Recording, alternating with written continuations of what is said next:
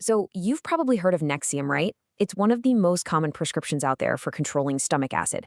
But the story of what's inside it, a little thing called esomeprazole, is way more interesting. We're talking about a secret mission, a kind of cellular warfare that's super complex and targeted.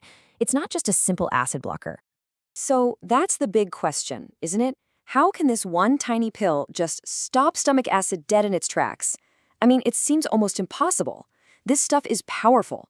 The answer, it turns out, isn't just a simple chemistry trick.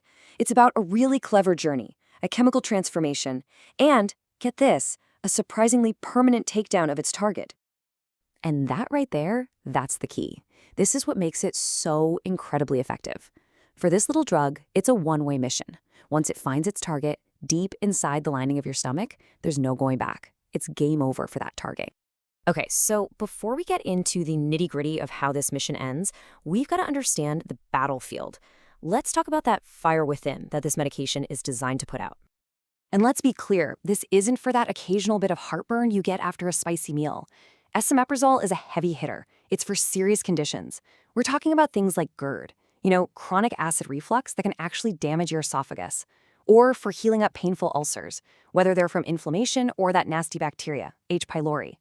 It's even used to protect the stomach lining for folks who have to take anti-inflammatory drugs like ibuprofen for a long time. So, how do you fight these fires? You don't just use a sledgehammer, right? Something that just neutralizes the acid for a little while.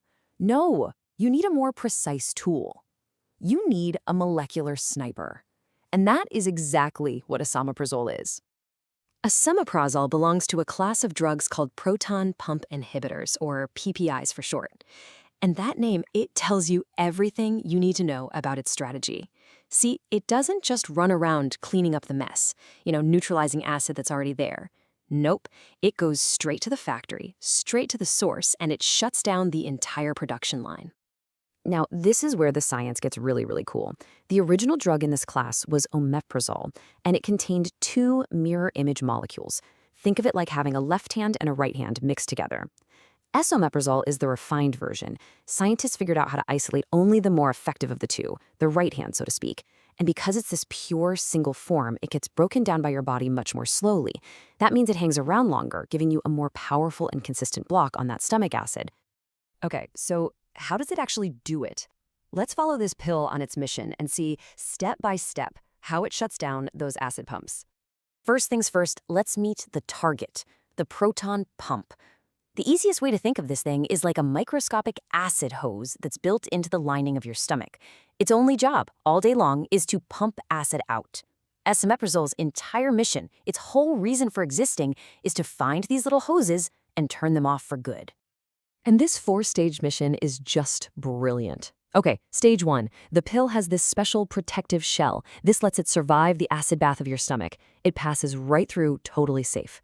Stage 2, the journey. It gets absorbed in your intestine, hops into your bloodstream, and takes a ride all the way back around to the stomach lining. Stage 3, the transformation. It's only when it gets to the super acidic areas right next to the pumps that the drug changes and becomes active. And here's the kicker. Stage 4, the takedown. The active drug latches onto that pump and binds to it permanently. It disables it completely. That pump is done. Acid production from that specific pump stops until your body can literally build a brand new one, which takes about a day. So, understanding that whole precise mechanism is the absolute key to using this drug correctly. This isn't something you can just pop whenever you feel heartburn. For this mission to work, timing is literally everything.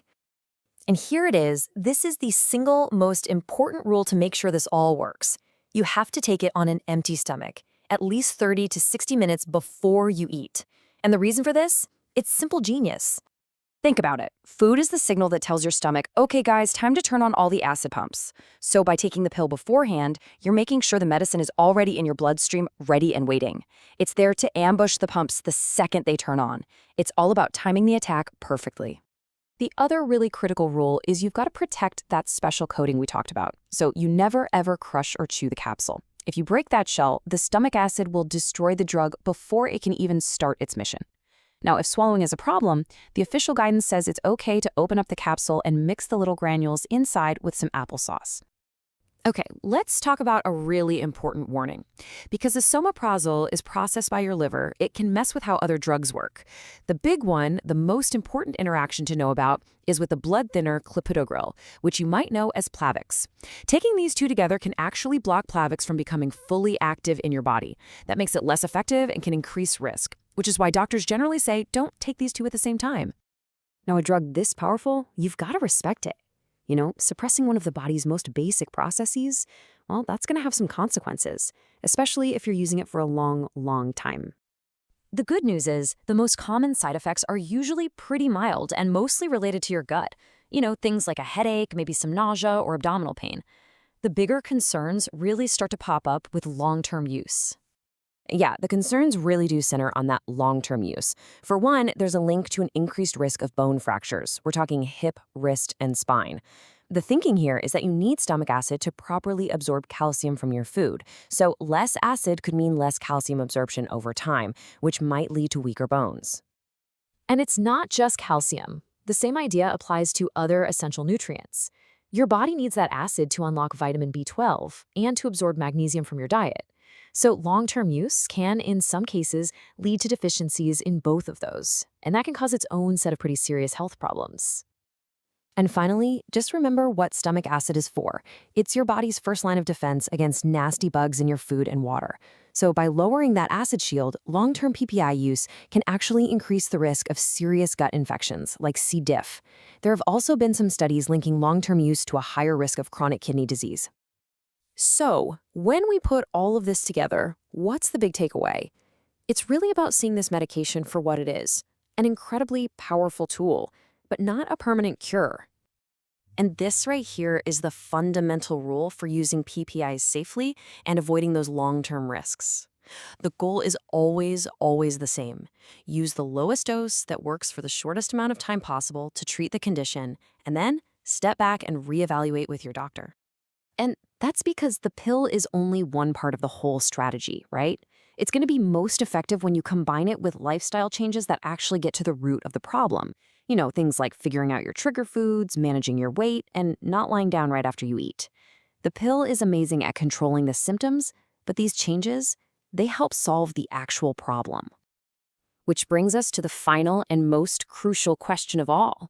This drug is a brilliant piece of science, an amazing temporary solution for a very specific mission, but it was never meant to be the mission forever. So the real question you need to ask yourself and your doctor is this: what's the long-term plan beyond the pill?